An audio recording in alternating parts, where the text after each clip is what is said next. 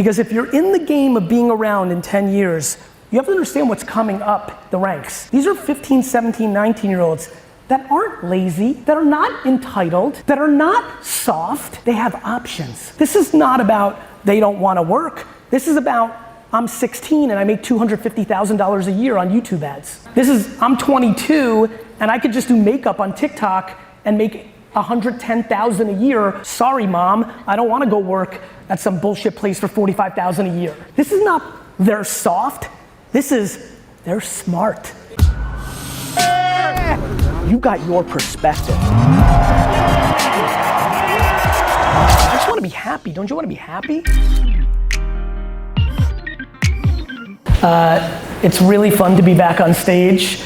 Just starting to get back on the road. I think this is my 4th talk since COVID, so really excited to be with you, and super excited to be with you because when I think about this industry and the opportunities within it, what's going on in the marketplace right now in most parts of the country, and then for me, what's kind of going on at a global level with human beings and their relationship with technology and the opportunities that exist. It's interesting to be here because obviously this brand is more aggressive than so many other entities from a technology standpoint in this space, which really kind of connects for me because my background really does sit in the cross sections of technology or personal brand, small business, regional business. So was giving a lot of thought to what I wanted to cover in this talk today, and I think I'm gonna break it down into a couple places.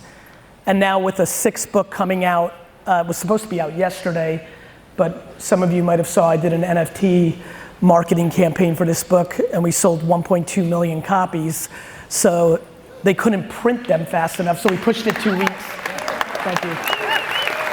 That wasn't a humble brag, I didn't need the claps, but you're very sweet. It was more of setting up the context of what I just wrote about in 12 and a half, and this is actually perfect. This is luck. I wanna basically talk to you about 12 and a half, and I wanna talk to you about jab, jab, jab, right hook, the 2022 version.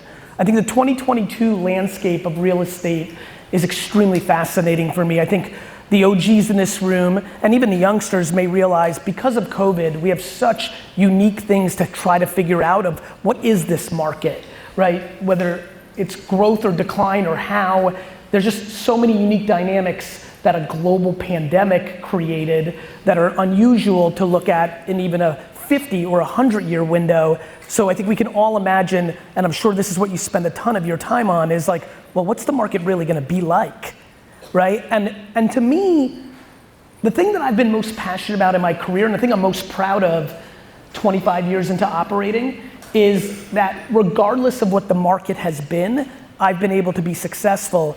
The market threw me for a loop for my premium wine business that focused on Wall Street in 2001 when 9/11 happened, and that entire ecosystem literally was devastated, and so I had to adjust to that.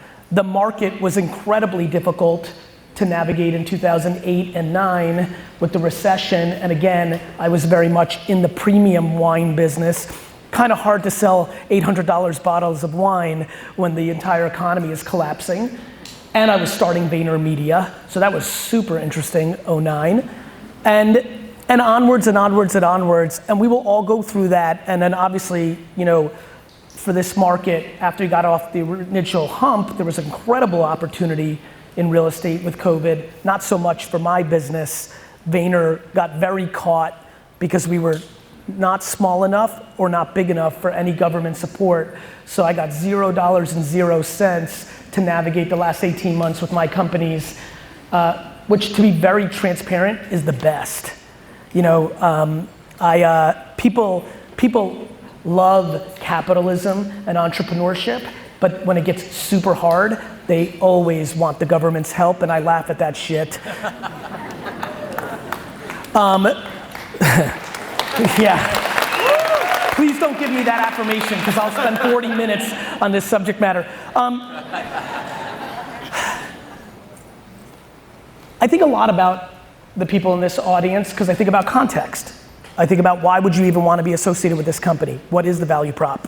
What are you doing? Like, why are you doing that versus something else, a competitor of theirs, or doing it yourself? That's why I'm so passionate about jab, jab, jab, right hook. This company from afar, I haven't really triple checked under the hood, so I'm speaking in headline reading. From a technology standpoint, is clearly committed, and because I know enough about the competitive landscape from a technology standpoint, which is almost non-existent, I'm gonna make assumptions that they're winning for you on that moat. What I also know, back to the joke I just made about the government helping, is if you are not the queen and the king of your domain of brand building and marketing, nobody's gonna help you. No matter how much they try, no matter how much Tom Ferry, no matter how much you watch my content, it doesn't matter. If you are not actually, I'm thrilled to hear the framework for this talk or 2022. In a no excuses way, it's incredibly important we spend a lot of time on what I want to talk to you about. If you signed up for this company or any other company for that matter, and you believe that is the engine to your marketing and your brand building, you're in for a rude awakening. It's just not gonna happen. And I don't say that as a negative. I think there are macro things. This logo and 7 or 8 others in this space do carry clout when you put it over your name, and you are more considered in your local market. Like that I believe. I believe in the macro brand. But my curiosity and what I'm focused on, and as I look at this room and think about this brand in this ecosystem, so I'm making assumptions of a lot of the people that decided to jump on board here, what excites me is it speaks to a level of innovation and ambition that is a competitive advantage, at least for me looking at it from afar, against your competitive set. Like if you're here, you're slightly different, in my opinion, that you chose this brand than the other options you could have had. Don't clap yet. Because this is what I want to talk about. Because it could be epic, or it could actually be the vulnerability of 2022, which is why I want to talk to you about it. It could be epic because you're more innovative, you're more progressive, you're this, that, and the other thing. It could be a vulnerability if you're over-relying on the company's branding and aggressiveness and are assuming it's yours. Don't be BJ Armstrong. Now, what I love about the few people that just reacted, which was almost nobody, it allows me to tell you who BJ Armstrong is. BJ Armstrong is a wonderful man and a very accomplished basketball player because you can't get into the NBA without being one. But BJ Armstrong was on all of those Michael Jordan teams. I just said his name and all of you had no idea what the hell I was talking about. But the reality is that he won a lot of rings by association. What I worry about is how many BJ Armstrongs are sitting in this room right now and how big of a deal that actually is. This is not a negative, this is not a razz, this is a self-awareness conversation that is required if you want to dominate 2022. We are sitting here in a business context conversation. That is the context of this talk. The number one thing I fear in our society, which is absolutely one of the beacons of why we're stretching apart, is humans hate accountability. We hate it. We love to point fingers and tell everybody why they suck, but we hate a good thumb and say why we suck. And what happens in the framework of this industry with brands that are winning at this level is a subconscious passiveness that the decision to even join it, you believe is the thing that's going to make it work. When I know that the variable of your upside is what you're going to do about it. 2022 is the single most interesting year in the history of time to be a real estate personality ever. Why? Thank you, John. Why? Here's why. The world navigates under one currency. It's called attention. The business world and most of the world runs on a currency. Forget about real macro, real stuff like love and fear and all that. I'm going kind of a level below the real stuff. The second tier of real stuff navigates on attention. I was born in the Soviet Union. I grew up in the US. very affected by the 80s Cold War and geopolitics and all that stuff. Made me incredibly interested in history and things of that nature. Some of you know me, I was an atrocious student, like Fs, like not Cs, Fs. But I got A's and B's in history because I paid attention. And one of the things I learned in the 90s in high school was that when there was a coup in a country, a coup d'etat, that they, at the same time that the army would go after the palace and kick out the dictator or president, they would also attack the radio station, the newspaper station, and the television station. And from a very young age, that always struck a chord with me. And I always wanted to understand why, and I got to the point pretty early in my career, which is at the end of the day, humans are headline readers. Everybody in this room has remarkable levels of conviction around two headlines with no education underneath it. It's what we do. It's not bad, me too. Attention is the currency that is the variable of the context of this talk. We are here, my assumption is you'd like to be successful next year. If that is the case, I'm going to really milk this hour with you to get you to understand why all the things that have been working for me for the last 25 years will not change for the next 25 years, because I am a binary machine animal to the concept of contemporary attention and how to provide value against it. Every person here can do it if they understand it and they have the ambitious work ethic, the humility to take a step back and understand they don't understand what's going on if they don't, and putting it into practice. When I wrote Jab, Jab, Jab, Right Hook, it was trying to show people at the time in 2012, I don't remember when I wrote, maybe 13, was that, holy crap, this social media thing is really, really happening. And 99% of the people that put out content are putting out selfish content. I got ready for this because I knew it was a good one. I was excited. I was really excited to be with you, for real, no bullshit. Really, I'm pumped to be here. I am. It's great to see you. So I did a little searching. You know, that's what I do for a living. How many people here follow my content, just for context? Thank you. And to the ones that didn't raise their hands, I was paying attention.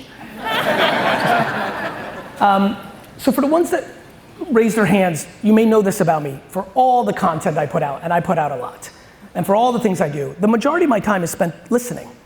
My flight to Orlando yesterday, 3 hours, just reading 41 different hashtags and every comment everybody had about it. My flight from Orlando to here yesterday, Reddit and 4chan groups and Facebook groups to get a sense. I did a ton of homework on many of you in here and the content that you put out. It was enjoyable. It was enjoyable because it was affirmation for me once again of how much people don't understand social media. Not as I'm professor and you stink. I mean it. Honestly, this is just an important combo. It's not like you don't get it, I get, who gives a crap? Let me just tell you an observation that is predicated on the people in here's content on social, which is the following. The lack of patience in actually building relationship on social. See, my thing with real estate agents and firms is really fascinating. In real life, there's actually an incredible level of patience and relationship building going on with the people that win. You're all good to get in there with the PTA.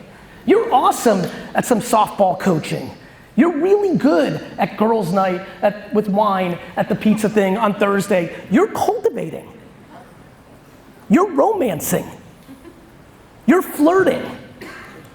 On social, you're like a drunk dude at a bar last night, slipping a key off of a hello. Yeah. I got in last night, I saw some of you. Listen to me. 99% of the content in social, forget about real estate, the industry. You know, I have 2,000 people globally. We have all sorts of data scientists, nerds that can't even look you in the face because they only care about math. All the stuff that you can imagine. And we look at this stuff. This is what I do for a living. This is what I do. 99% of the content that is put out on social is dramatically and inherently selfish. It doesn't land. There's too much. It's just supply and demand. If you're just posting another picture of a beautiful house, there are 73,000 of those on Instagram and LinkedIn and Twitter. We're not good at it. The variable of success in 2022 in the real estate industry is being good at it. This is very important. There are OGs in this crowd who have dominated their local market for 15 years, relationship on relationship on relationship, who are starting to lose market share to first-year rookies because first-year rookies know how to make a TikTok. Woo! Yeah. This is important. Yeah, rookies! Yeah. And rookies, don't get high on yourself. You're doing a lot of dumb shit too. All right? Some of you rookies need to learn the basics of actually how to do a contract, but we'll get into that later. And this is the point. This is the point. I'll make a societal point, and what I just made is a point in business. We are obsessed with this notion of blue and red, and all the magic is purple. All the magic is purple. I know, you know, we're in Texas, we all know. It's blue and red time, I get it. We're gonna get to purple, it's what we do. It's what we do, we will get there. That's for another day. When I run for office. For now, I'm not running for office. I wasn't born here, I can't be president. If I can't win the biggest thing, I'm not interested in the game. But listen to me. I want to help this room because I don't usually get a full hour. Usually it's Q&A. I'm like, God damn it, an hour keynote? How am I gonna fill this? I'm like, I might as well go deep. So we're gonna go deep. Please, if you remember anything from this talk, think purple. Let me explain what I mean by that. What the reactions and the energies that just happened is there's this fascinating thing. This is the beautiful thing about being a listener. And as some of you may know, my sister has entered this business 3 years ago, so I'm double listening because I love her more than anything, so I'm paying attention even more. There's this incredible tension and conversation and just macro energy of the youth movement versus the OGs because of technology. Before it was just the OGs, you had to pay your dues. And for the OGs, I have a lot of empathy. I had to pay my dues too. Like, you don't think I'm mad that I didn't have the internet and the blockchain when I was 15? I would have owned the Jets by 19. But the OGs need to understand, you don't control when timing is. You're mad that these kids have Facebook and can speed it up? Well, guess what? Your great-great-grandmother's mad at you that you had running water. Like, you know, things change, it's okay, right? So, but what we have to do is the following. I am fascinated that so many people that are players in their market have an advantage of history and reputation and word of mouth, are allowing the rookies to take up so much of the attention and the real estate. I'm fascinated by it. It comes out of your audacity. It comes out of your audacity. I understand you're the queen bee of Sacramento. But technology doesn't care about you. And it's happening, and I'm watching it happen. On the flip side, for the rooks, a lot of them are moving too fast and are relying just on the notion of social content and are making missteps on the stake of the game of sizzle and steak. And so there's a lot going on, but the reality is, and everybody knows it here, you can stumble through your first 5, 6, 7, 8 deals. You're gonna learn that part. How to do it and how to have partnerships and couple of relationships, it's the commodity. We can razz on the rooks of like they stumbled there or they didn't get it there or they misstepped there. You were a rook too, you made those same things, you figured it out, they're gonna figure it out. The people in this room that are putting their head in the sand that they need to be putting out, stick with me now, 7 to 12 pieces of content on social media a day. If you have basic ambition, the people that have their head in the sand on that are going to lose. That's the word I'm gonna use. What do I mean by lose? I don't mean you're going out of business. If the market's hot, the world's abundant. Nobody's really, when you're mad at that person in town, nobody's really taking your stuff. Like there's plenty of room for everybody. I mean it's gonna chip away day by day by day. And market share is important, especially when you're in this business and your market share is, quote unquote, somewhat limited. The stakes are extremely high for the people in this room to actually figure out how to do social media content. Social media content, along with OTT, Netflix, Hulu, are the dominant consumption tools of our society. The end. I watch people spend money on dumb shit because that's what got them there. They're quick to spend $3K on a billboard because it makes their ego feel good because they drive by it. But they won't run $3,000 in ads against localized TikTok content when the cost of the TikTok ads are so underpriced, it makes me borderline uncomfortable. And because we've seen this game with Instagram and Facebook, it's just basic pattern recognition, and people want to make assumptions that TikTok is 12 to 18-year-olds when everybody in here knows that's not true. I love when people are actually on TikTok themselves, but then claim it's not good for their business because their age group's not on it, yet they're on it.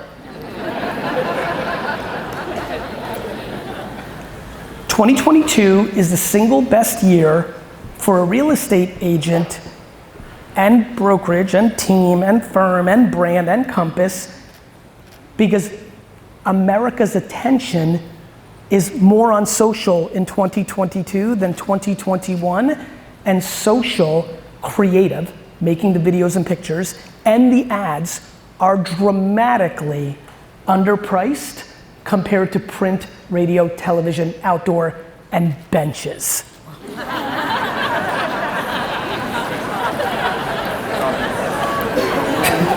That one hit. If I could leave with anything, I would leave with a macro commitment from the top, the mezzanine, and this floor, a macro commitment to actually deploy the 25 hours of homework. This is what I'm asking for.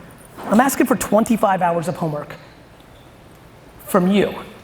I'm not looking for you to get motivated or compelled or potentially open to doing this and then deciding you're gonna go home and you're gonna hire your 23-year-old niece because she gets this shit. I need you to get it. You have to understand it. Because if you don't, you won't know how to judge your 23-year-old niece or the person in the office that does it. If you don't understand it, you don't know how to judge it. The reason I have so many people reach out to me and say, Gary, this doesn't work, is because they don't know how to do it. They don't know how to judge it. You know what doesn't work for me? A screwdriver. I'm serious. Give me a hammer and a screwdriver, and I can't do that much with it. I'm not overtly handy. And so what people do is they blame the tools and the opportunity, but not themselves and their capability. What I'm looking for is 25 hours of actual homework. How do you post a TikTok ad, enter on Google? Yeah, people are like, Gary, so how do I do this? I'm like, go to Google. I know so much now. Google. It's free, right? Oh geez, remember we had to go to the Encyclopedia Britannica?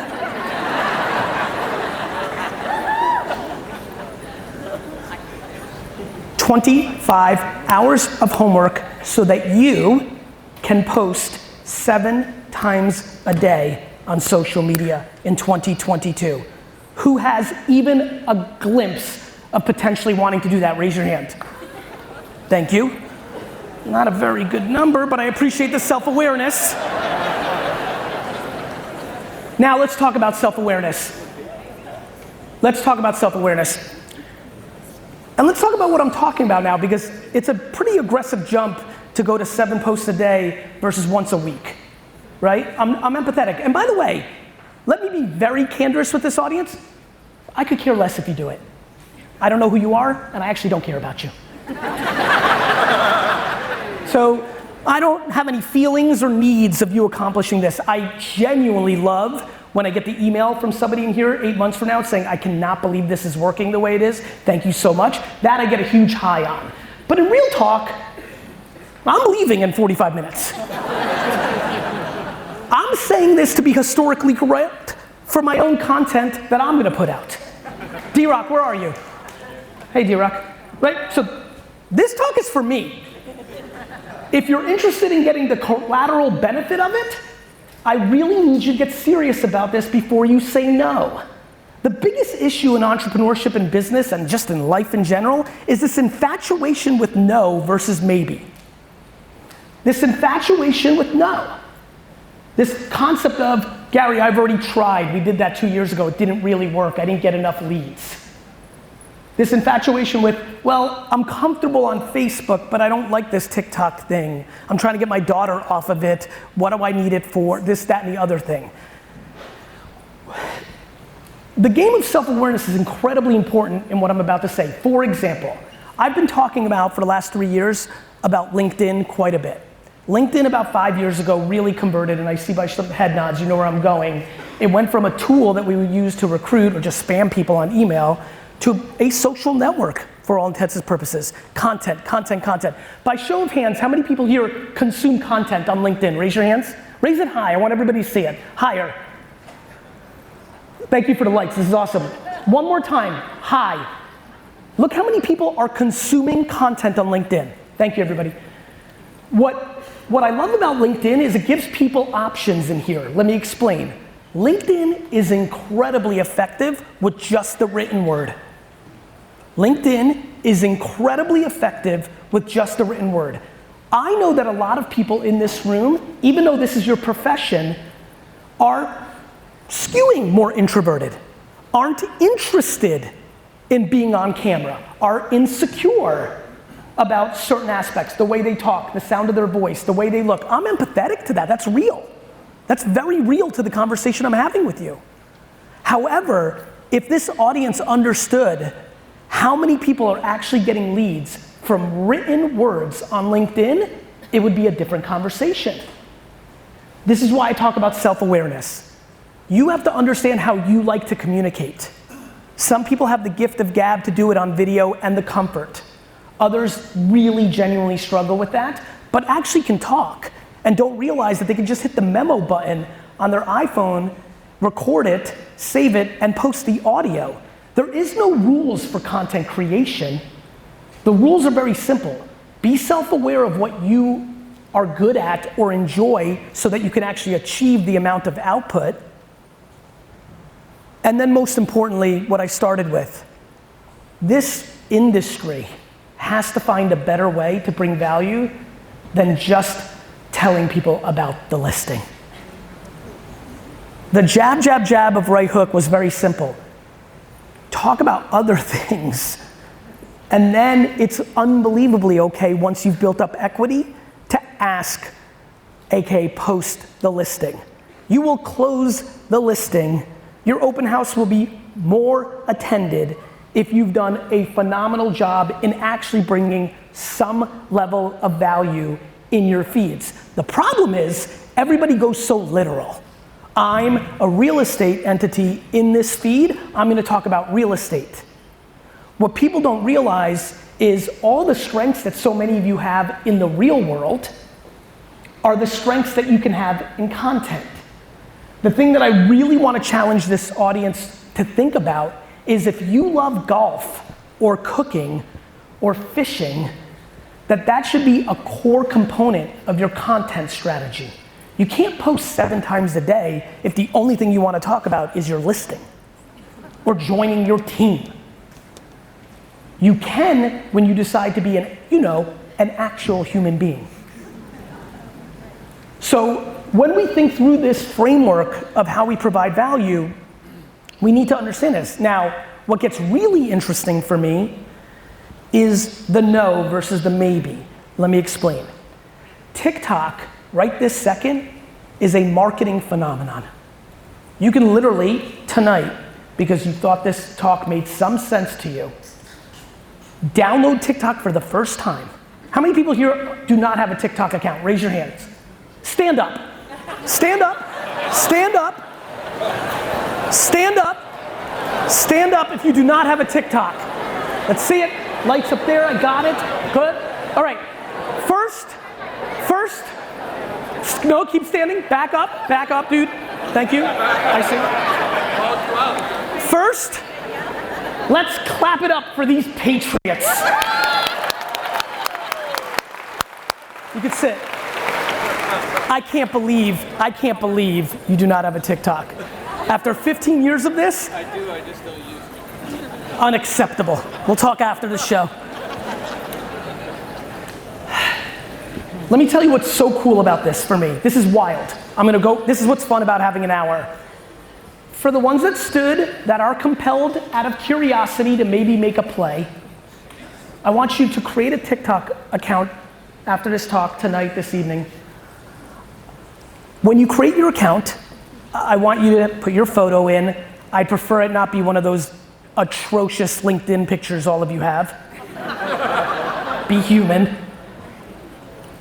And in the bio, you explain who you are, including the real estate part, but not only. I then want you to put in the link, the default link, a link that is directly to your business, right? Whatever your business best link is. Then, I want your first TikTok to be something outrageously simple. The glass of wine you're drinking, the person you're with, the meal you're having, something, whatever. Here is what is remarkable about TikTok that we have not seen in the last 20 years.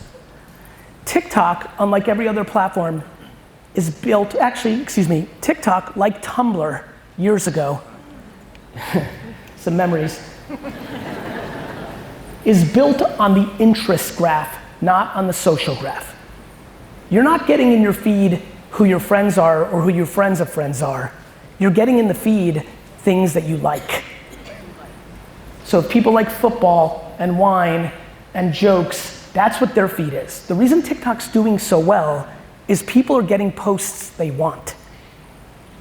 Things they're interested in. And so the interest graph is amazing because unlike the social graph where all of you remember when you went on Twitter or Facebook or Instagram and you posted and you had to like text your 4 friends and ask them to like it because you felt so bad about yourself. I know how humans roll. On TikTok, and this is what's so bananas about it, and this will go away because it's all supply and demand of attention. And as more ads are being run on TikTok and more people are producing content, so this is all the same story. These gray hairs come in handy. I'm now on not intuition, I'm here now on pattern recognition. What's amazing about TikTok is that there's somebody in this room who literally right now does not have a TikTok account, is going to post something ridiculous, and is gonna have 800,000 people see the video and one of them email them for a lead. No. That's right. What's crazy, Melissa, and I appreciate your no, is, and I know like you're saying it from the, like that's why I'm pumped. That's why I'm saying it right now. What's so wild is the only other time we saw anything remotely like this was early Facebook fan pages, 2011, where you would post something and you'd be like, why did so many people see it? Now, I have a lot of empathy for the context of this room.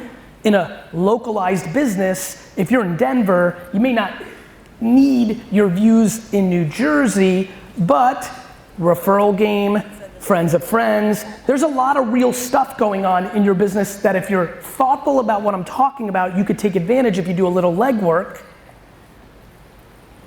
Early Facebook fan pages, we're talking about 10 years now, but the number of people whose first post get 5, 10, 15,000 views is remarkable.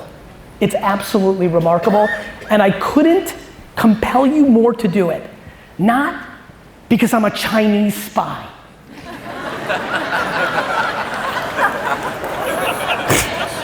I know, you cynics.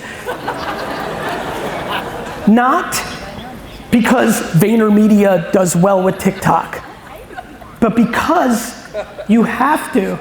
Is she okay? She's good? I'm proud of you. That was fast execution. Do you need a job? But because I'm trying to get all of you ready for the rest of your career, let me explain. How many people here, lights again, this is great, I'm having fun. How many people here, by show of hands, are retiring in the next 10 years? And before you raise it, I don't mean you're gonna crush it and buy a yacht I mean, you're old and you're finished. Raise your hands. 10 years. Raise it. Can I get the lights, please? Raise your hands. 10 years. Fair. Okay, thank you. Let's clap it up.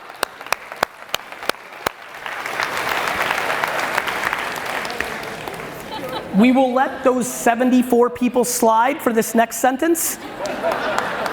But for the rest of you, 10 years. Do you know how much technology changes have happened in the last 10 years? Do you understand that almost everything we do if you look at your cliche 18-year-old that lives on two core things, TikTok and Netflix. They didn't even exist. Netflix did, but in a very different form. CDs to the house, pretty cool. Those two things didn't even exist. And this is where I need the OGs to go back to the history books with me. There are people in this room, my friends, for the youngsters in here, under 30s, make some noise. You're gonna like this one. Under 30s, there are people in this room who once said that they would never get a cell phone because their pager was good enough.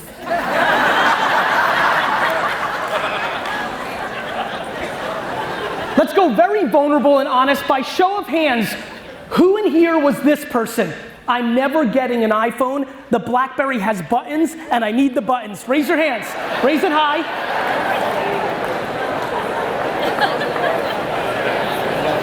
By show of hands, while we've got the lights, who in here said, I'm never getting either one of the following? A Facebook, a Twitter, an Instagram, and now has one. Raise your hands. Raise them high. Own it. My career is completely predicated on one hypothesis. I have intuition from the luck of my parents having sex at the right moment. It's true. I have intuition that allows me to understand what all of you are gonna do when you think you're not gonna do it. This is the crux of what I want to talk about today with you, both on the marketing side as I've been, and in a few minutes on the management and team side. I need everybody here to leave today with at least the seed of maybe, kinda, sorta, and I am not naive and incredibly self-aware and very in tune to how this may be entertaining and you might have gotten a laugh and it might be curious, but you are viscerally against the concept that I'm throwing down. As I said earlier, that is incredibly fine, but let there be no confusion. The data is extremely clear. Market share amongst real estate agents in local towns are shifting, completely predicated on the ability to be good at social media. Now, you may be more than happy with how much you make and have 8 years, 7 years, 9 years, and you're like, screw it. If I make a little bit less, I'm still good. And that's amazing. That's actually awesome. Do you? But if you're interested, I mean it. I think people are very confused at times. Like, if you make $12 an hour and you're pumped, you won life. Most of my millionaire friends are miserable as shit. But if you have a sake or an interest in growing market share in your place, there is nothing else. This logo can do a lot, but not the thing we're talking about. You've got to make the content. You've got to talk about why your local town is awesome. I said this at a Tom Ferry event I was here 10 years ago. Become the mayor of your town with your content. If you make content of why this Subway, burger shop is the best, that might just catch someone's eye and that becomes a lead gen. If you're the person that reviews the school on video form in Facebook groups or on a TikTok, that might be the gateway drug to the business that you're looking for. Content on social has become a requirement of growth, not an option. It's clear, and again, you don't need to do it, but it's really the conversation to be had. And I hope you guys take it just a hair more serious. And I hope for the people that remember they did well on Facebook or Instagram, but then the organic reach went down and you're not doing as well. For who here had a good run with either Facebook group or Instagram, but then felt the effects of the reach going down and are not doing as well as they've done at their prime time in their careers? Raise your hands. So for that group, because you've already tasted what I've talked about, you must immediately get serious about TikTok. Immediately. Yesterday. Let's move on. Thank you for that chapter of this talk.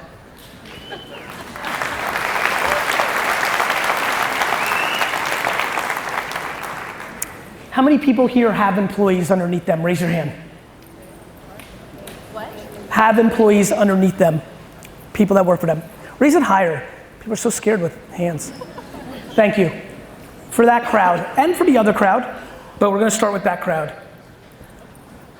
There's something that I've been spending a long time in my mind on, but it was back here. It was in my subconscious. I couldn't get it all the way to the front. COVID gave me an opportunity to get into my feelings.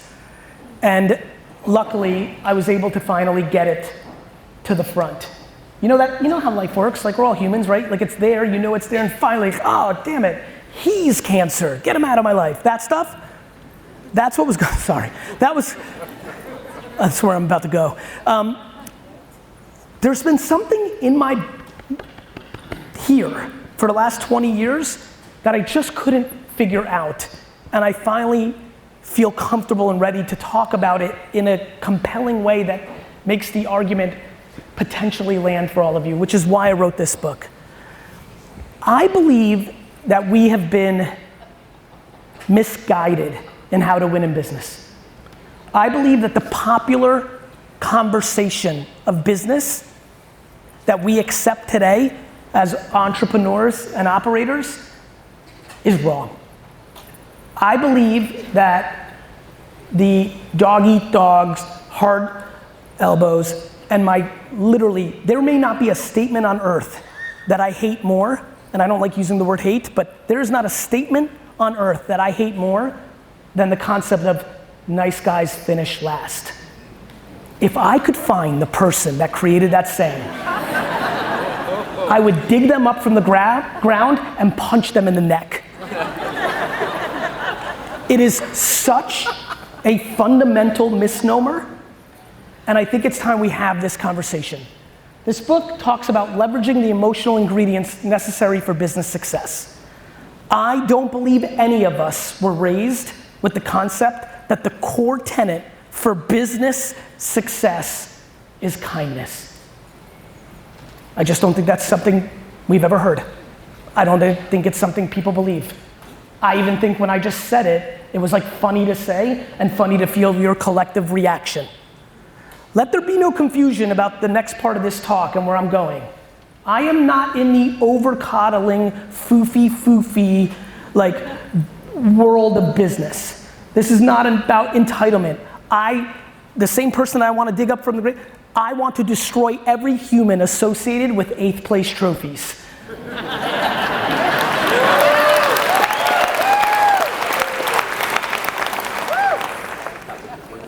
I am not looking to coddle this up. I'm here to dominate. I am here to build the single greatest entrepreneurial career of all time. I'm here to, if you bother me too much, I'm gonna start a real estate brokerage in your local town and put you out of business. I'm being dead serious. I'm very weird when it comes to competition. So as I talk about what I want to talk about now, please remember all the things that I just said in the last 2 minutes. Kindness, empathy, compassion, the soft skills are actually the hard skills. People are confused. People are confused where we are in the world, not today. This isn't about, I know where some of you are gonna go. Some are gonna go, oh, I see what Gary's doing. He's trying to prepare us for Gen Z because they're so woke and soft. News alert, that is not what I'm doing. What I'm trying to do is get everybody prepared to understand how they can make more money, how they can be more successful, how real this is. You have to understand what's happening. What's happening very simply is this. We've been lied to. The world is inherently abundant. Even in a local business where you're trying to compete against 7 other people that you know who you're competing against for the houses, the fundamental truth is nobody's taking yours, you're limiting your upside. The way you're limiting your upside is over-stressing about somebody else getting a listing that you didn't get. When you spend 2 hours dwelling that Susan got it and you didn't, that's 2 hours that you played on defense, not offense. There's nobody taking your stuff. And because of that and things like that, we are confused. We think that there's a certain demeanor, a certain style that needs to be done for business success. Of course, you can be massively financially successful being atrocious. It exists. We know it. And to me, I heard somebody say, whether it's, it is unfortunate, honestly, no feelings towards it. Unfortunately, fortunately, it is life. What's that got to do with you though? At the height of the Steve Jobs God era in Silicon Valley, I was booed aggressively for the only time in my career. Ironically, in this wonderful town. It's true. I was on stage in the height of Steve Jobs land at South by Southwest, and I proclaimed that I wanted to be nothing like him, and that he stinks. Because I didn't like the narrative that I watched a lot of kids start running their business because they heard that Steve was mean, they decided to be mean. Can somebody logically explain to me why it is ever appropriate for a boss to verbally undress an employee in front of everybody else because they made a mistake? Can somebody articulate it in a way that makes any sense whatsoever?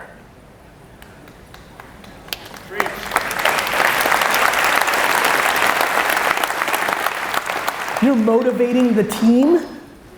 You're scaring people. Fear works.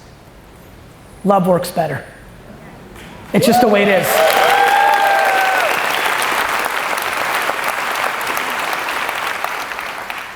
You, and this is the real punchline of what's really happening, you might be scared at that moment when you lost money and thus become the vehicle of making everybody else feel fear because it's passing through you. These are things we have to talk about. In the back of the book of this cover, it lists the 13 ingredients. The first one is gratitude. I am completely convinced that I will be an aggressively successful billionaire who achieves his goals and buys the New York Jets and does all this stuff, and that 90% of the reason is because of gratitude.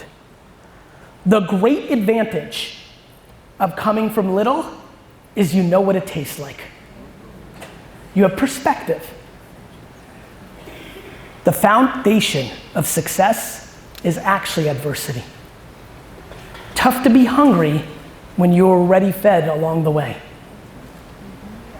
For me, it's easy to be grateful. Not because I've made it, but because I lived in a studio apartment with 8 family members and listened for the first 10 years of my life, my family talk about everybody going to jail, having nothing, and staying in line for bread for 8 hours a day because the Soviet Union in the 40s, 50s, 60s, and 70s is way worse than any of you understand. Gratitude. Of course, thank you. As we sit here today in a beautiful venue, by the way, you guys look good.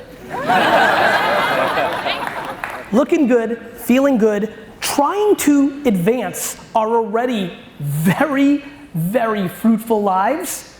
There are 850 million people out of the 8 billion people in this world that don't have access to clean water as we sit here right now. I watch people complain that the Starbucks person put the wrong milk in their coffee. Our collective prosperity and lack of gratitude has so much to do with our collective unhappiness. This is what empires do. All that America is right now at this time is a 300-year prosperous machine. You know, like the Roman Empire. My friends, to go back into the business context, I really mean what I'm about to say. I believe the single core thing, and it's black and white, that keeps everybody from the place they want financially or professionally is 100% predicated on your mental framework. I believe that if you're able to actually be grateful for even having the chance to do what you're doing, because nobody died last night, including you, that you should be happy. I don't think that's far-fetched. I don't think that's crazy. I think all of this is actually being played out because people are insecure and want to perceive themselves being successful to others. I believe most people want to make a lot of money to buy dumb shit to impress people they don't even like.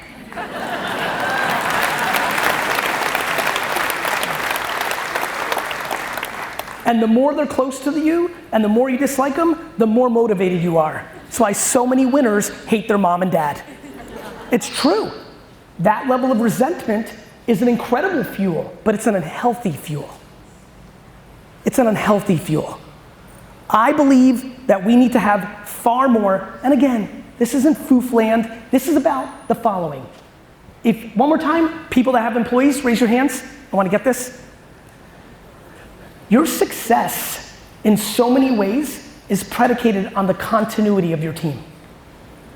The reason my businesses have always done well is people are with them a long time. Do you know what happens when people are with it a long time? They know stuff.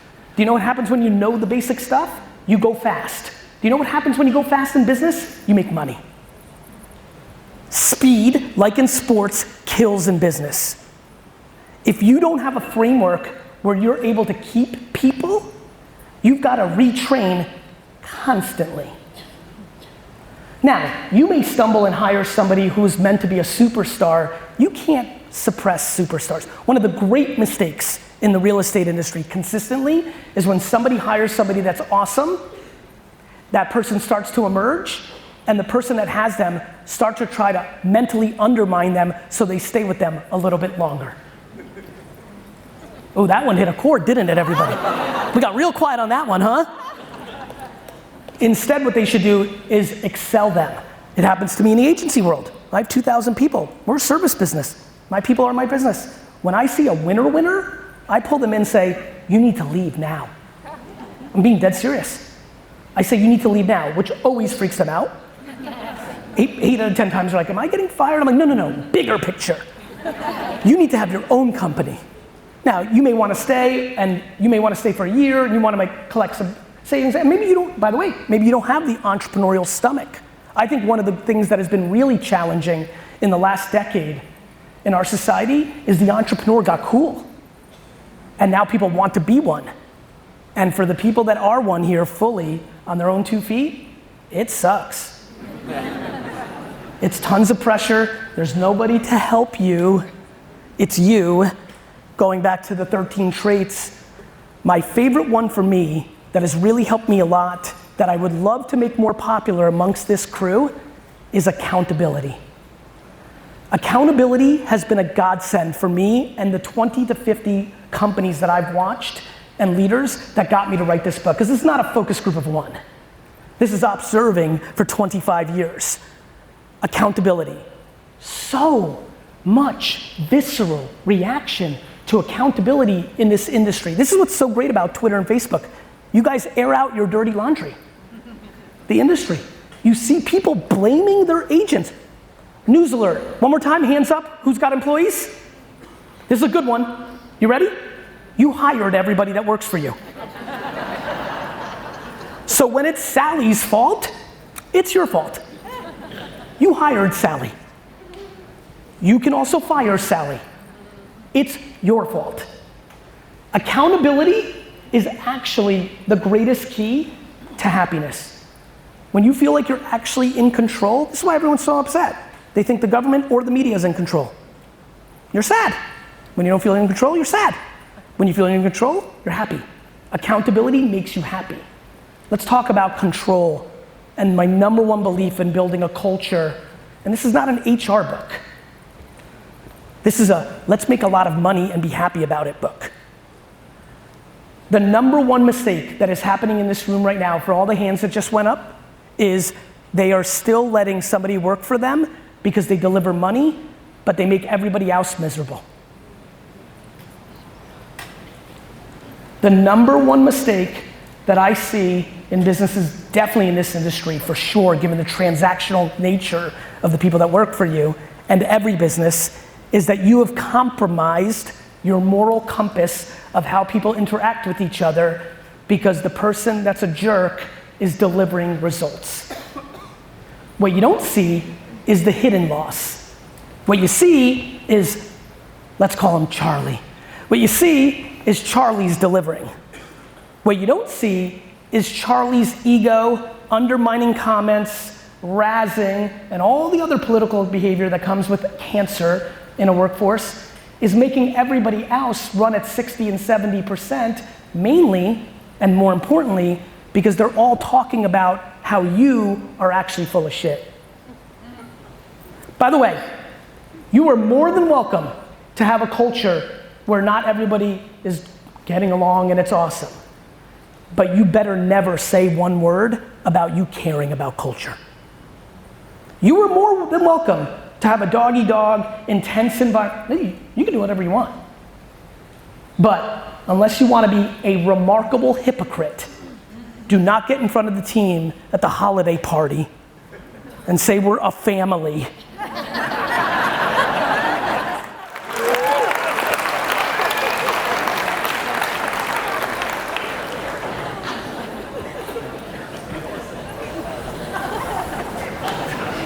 Scott.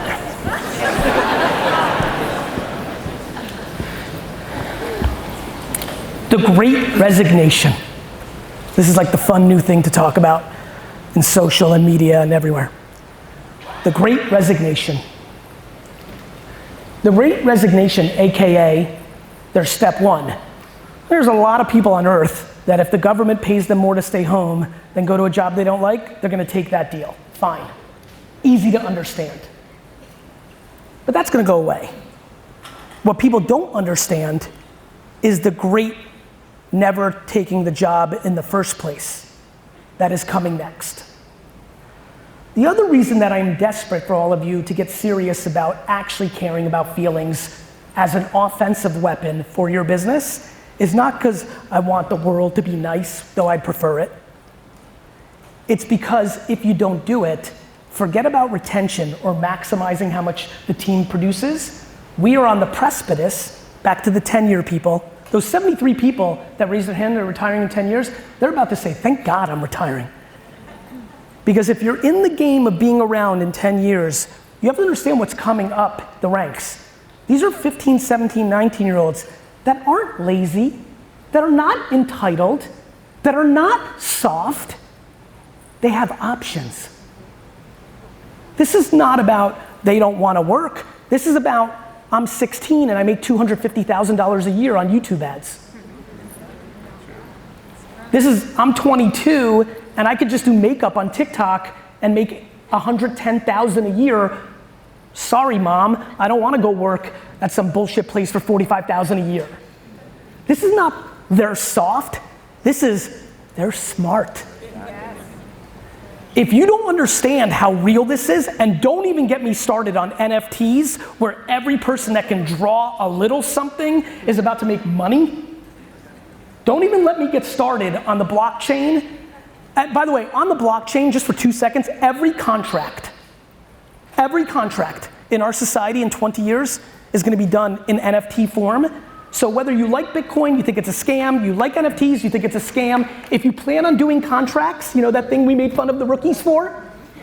You better figure out Ethereum yesterday.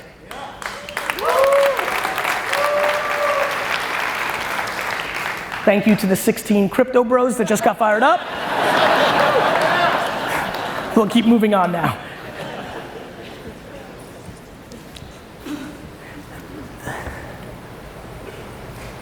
My favorite chapter in this book is patience.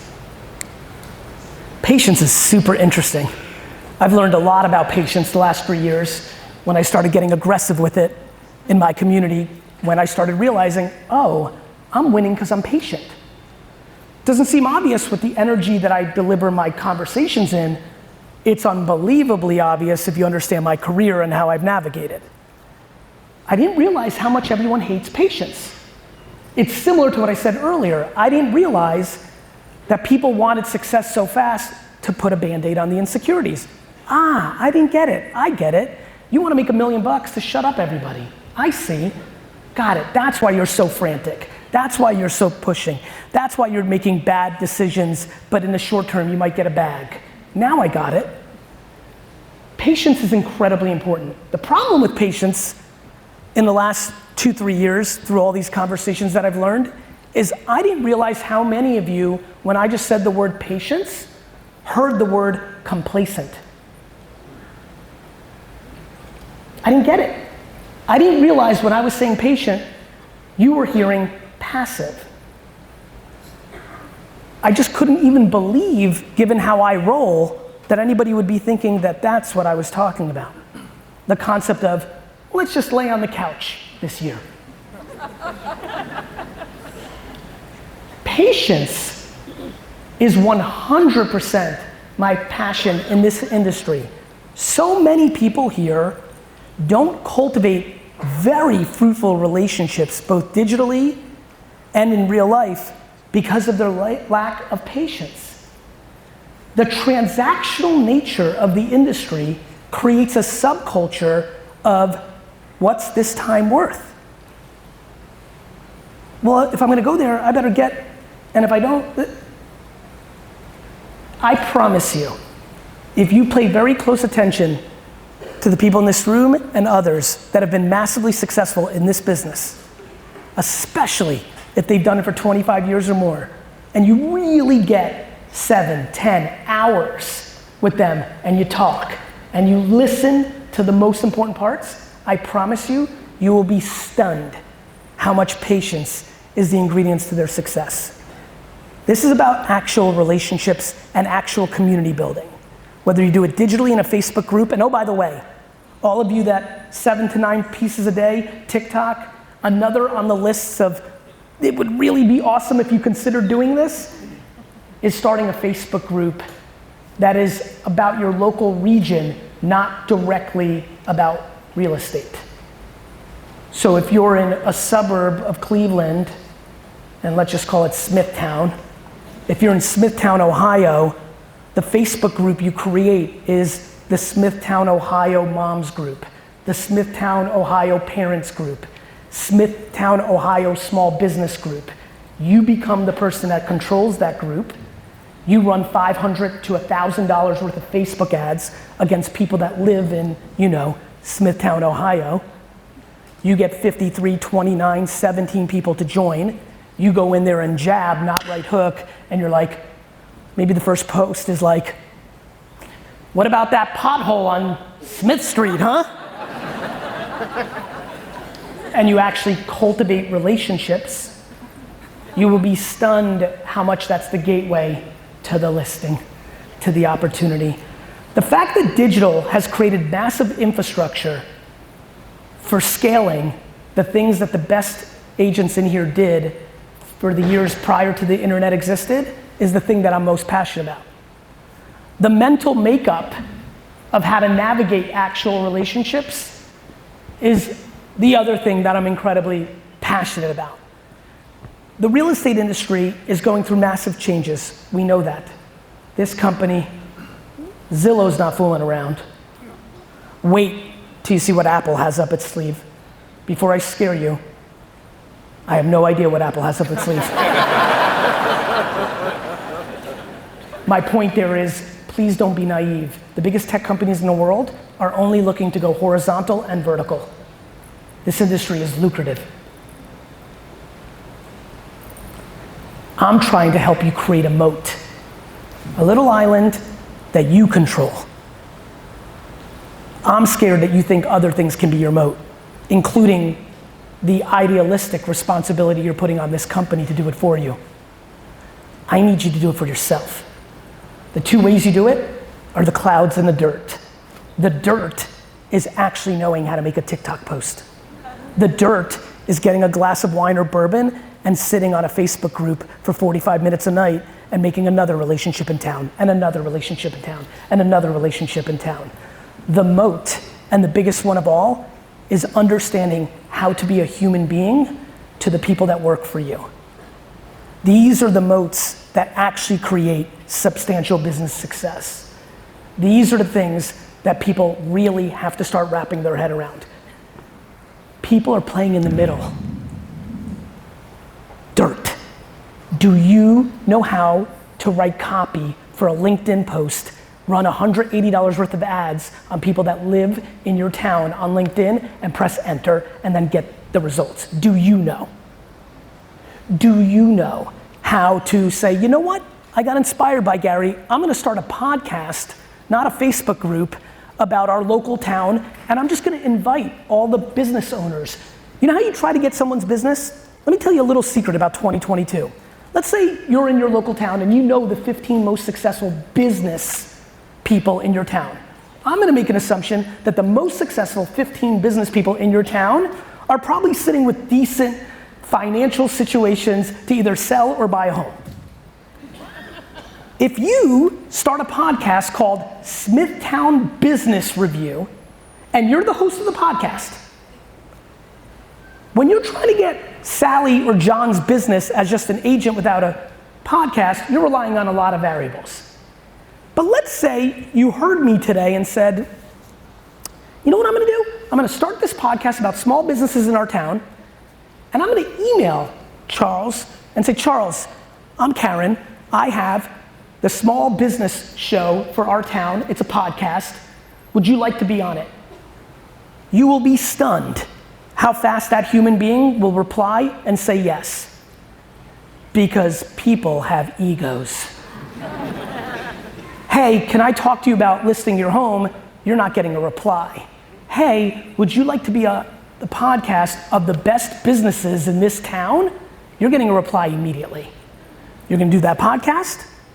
You're not gonna try to throw the right hook. You're just gonna do the podcast. And I have a funny thing that I believe, which is that will come around as you build that relationship.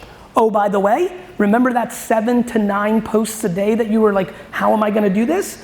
When you do the podcast and you record it on video, you can then chop up the little pieces of it, and that can be your social media post when Charles said something smart. Oh, by the way, when you run that ad in Facebook against all of the people in your town and they see that you're sitting with Charles, you know, the big dog of Smithtown, all of a sudden, some of that clout is pouring onto you. My friends, I'm not fooling around up here on stage. This is not kinda, sorta, a little something, something, maybe. This is not foofy, like be nice, it's good. This is about world domination.